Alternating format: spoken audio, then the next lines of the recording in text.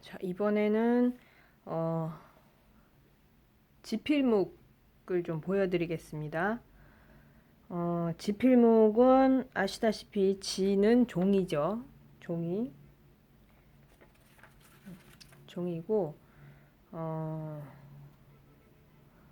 네, 필은 붓, 이런 붓이고, 묵은 먹을 말해요. 이런 먹에도 이제 여러 가지가 있죠. 여러 가지가 있고, 이제 많이 쓰면 이 먹을 많이 쓰면 이제 이렇게 몽당 먹이 돼요. 그래서 지필목. 그리고 이제 먹은 벼루에 갈아 쓰죠.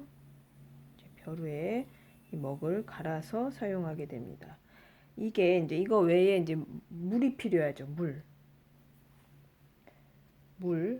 자, 이 수묵화는 묵, 즉 먹을 벼루에 갈아서 물에 섞어서 쓰는 사용한 그림을 그리는 거죠.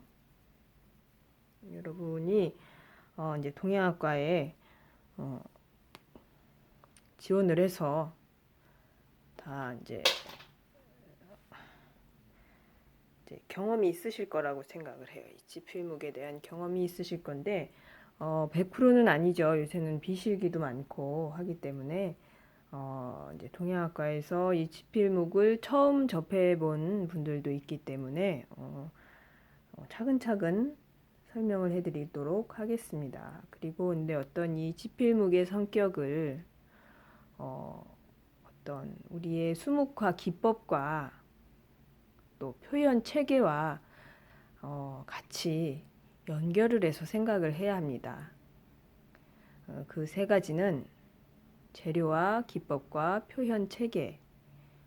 이것은 톱니바퀴처럼 서로 맞물려 있는 것이고, 그렇게 해서 어떤 수묵화라는 표현, 예술 작품, 예술 분야, 어떤 표현, 어떤 수묵화가 드러내는 어떤 세계, 예술 세계, 그런 것을 이해할 수 있게 됩니다.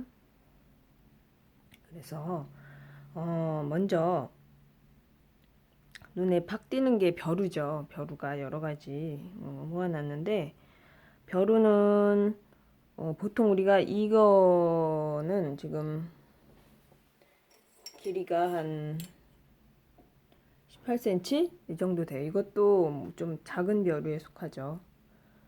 이것도 실용적인 편에 속합니다. 우리가 그림을 그릴 때, 수묵화로 그림을 그릴 때 이것도 실용적인 크기의 벼루에 속합니다. 근데 이제 우리 서예를 한다거나 문이나 소위 말하는 그 문이나 뭐 사군자나 이런 굵은 붓을 써서 굵은 선을 써서 먹을 진하게 양을 많이 사용하는 그림의 경우는 이제 이것도 굉장히 작죠. 이거 뭐 한 이만한 벼루를 보통 쓰더라고요. 그래서 양을 굉장히 먹을 많이 갈아서 물을 많이 넣고 먹을 많이 갈아서 붓도 이거보다 이제 훨씬 크죠. 굉장히 큰 붓. 이것에 뭐 한 길이도 더 길고 두께도 뭐 더 두꺼운 그런 거를 이제 처음 배울 때 그런 거를 사용을 하죠. 그러면 이게 큰 붓으로 한번 푹 담그면 뭐 여기다가 꽉 채워 갈아도 뭐 몇 번 못 쓰죠. 몇 글자 못 쓸 거예요. 근데 우리가 그런 것과 지금 우리가 이 산수화 아니면 뭐 풍경화 다른 일반적인 어, 그림의 경우 디테일한 표현과 여러 종류의 다양한 변화를 표현하는 그리고 복잡하고 많은 경물과 어떤 환경과 그런 것이 아주 복합적으로 작용하는 그런 일반적인 그림의 경우 그렇게 굵고 큰 붓은 잘 사용하지 않습니다. 일반적으로 우리가 사용하는 붓은 요 범위 내에 있어요. 이것도 굉장히 큰 붓이에요. 이것도 잘 사용하지 않아요. 그래서 뭐 보통 일반적으로 한 이 정도, 요 정도 범위 내에서 붓을 사용하게 되죠. 그래서 이거는 제가 잘 사용하는 붓의 크기들이에요. 일반적으로 우리가 이제 사생을 많이 하는데 사생을 할 경우에는 뭐 요 정도 붓 크기를 많이 사용을 합니다. 그래서 붓을 그렇게 막 너무 비싼 거를 추구할 필요는 없어요. 붓은 굉장히 수명이 짧아요. 붓은 생명력이 짧기 때문에 소모품이라고 생각하면 돼요. 그림을 많이 매일매일 많이 그리는 경우에는 뭐 이런 이 붓 하나의 수명이 뭐 한 달 못 써요. 예. 그래서 붓은 어떤 수명이 어떻게 되냐면 붓을 좀 많이 다른 경우인데 이거 좀 덜 달았다. 이렇게 놓고 보면 여기 껌 데다 대볼까요? 아닌가? 이렇게 대보면 이거 다 많이 달았네. 이게 좀 덜 달았는데 이렇게 대보면 이 붓끝이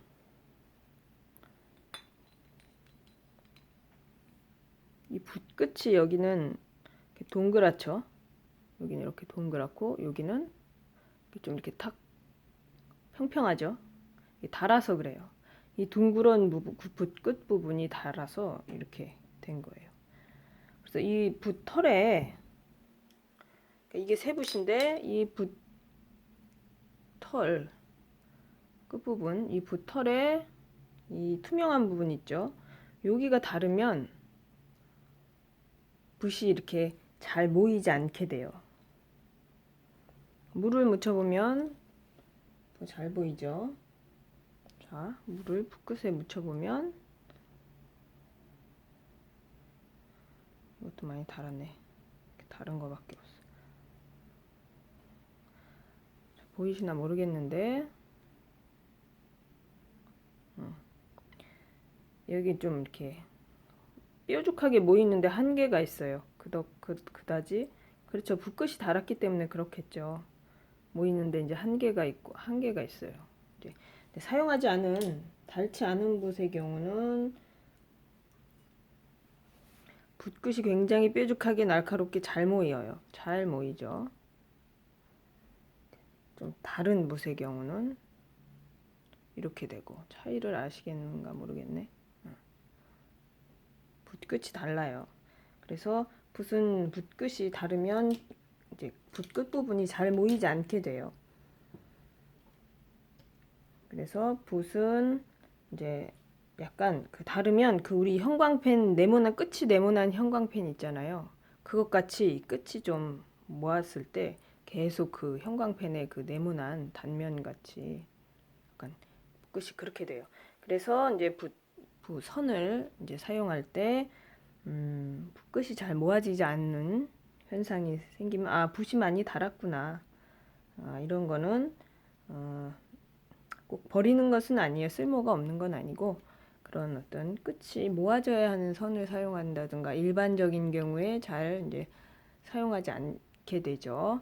그래서 뭐 우리가 뭐 나무를 그린다 할 때 뭐 붓의 옆면으로 막 이렇게 쓸어서 비벼서 쓸어서 이렇게 툭툭툭툭 하기도 하고 그런 표현도 물론 이렇게 하지만 뭐 이렇게 끝을 모아서 가지 끝 같은 경우는 이렇게 날카롭게 가야 되는데 이제 그게 잘 안 되는 거죠. 근데 뭐 가지 끝을 그릴 때는 새 붓으로 쓰고 뭐 이제 옆면 툭툭 할 때는 붓을 또 금방 바꿔서 쓰고 계속 이렇게는 잘 안 돼요. 그냥 한 붓으로 다 하지. 그래서 이제 좀 끝이 다른 붓은 잘 안 사용하게 되는 거예요.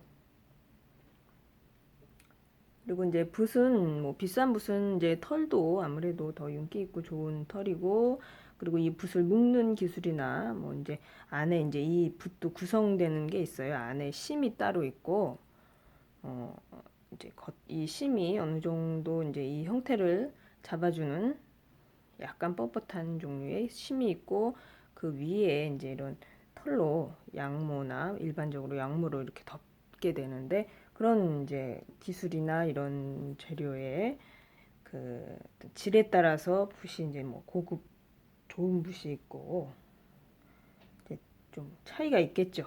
이런 것도 보면 밖에서 한번 묶어주고 안에서 이게 한 번 더 묶어서 안에 넣는 거예요.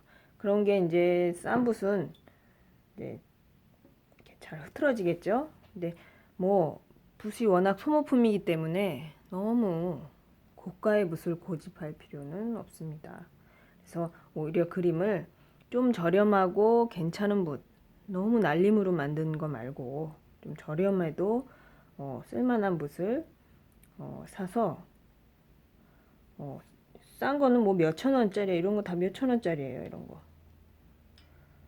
요런 것들은 다 몇천 원짜리 중국산 붓이에요. 근데 이것도 잘 고르면 괜찮은 붓이 많아요. 그래서 이거를 뭐 많이 사서 오히려 그림을 많이 그리고 붓을 많이 다르면 얼른얼른 바꾸고 그러는 편이 더 좋겠습니다. 그래서 우리가 붓은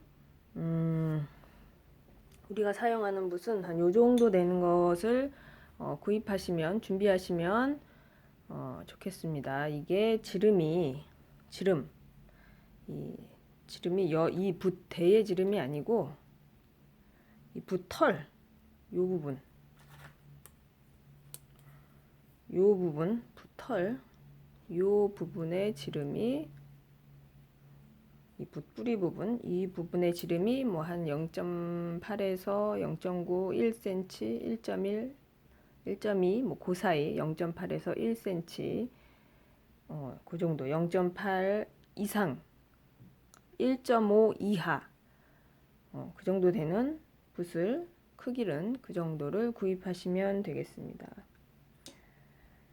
어디서 파는지는 다 아시죠? 그 필방 우리 보통은 이제 인사동 가서 많이 사죠. 필방에서 붓을 구입하시면 됩니다. 설명을 좀 하자면 붓은 이제 길이도 비슷한 크기라도 길이도 조금씩 다르고 길이도 많이 다르죠. 길이도 다르고 이 털이 달라요. 보통 우리가 많이 사용했던 이런 건 이제 양모, 염소털 이런 게 많죠. 이런 하얀색. 이제 부드러운 붓을 많이 사용하게 되는데 때에 따라서는 거칠고 힘 있는 건조한 표현을 하기 위해서 어떤 뭐 나무 줄기나 식물의 뭐 그런 섬유질 같은 거를 아무래도 좀 뻣뻣하겠죠. 그런 거를 잘 정제해서 좀 뻣뻣한 표현에 쓰기도 하고 뭐 말털 이런 것도 있고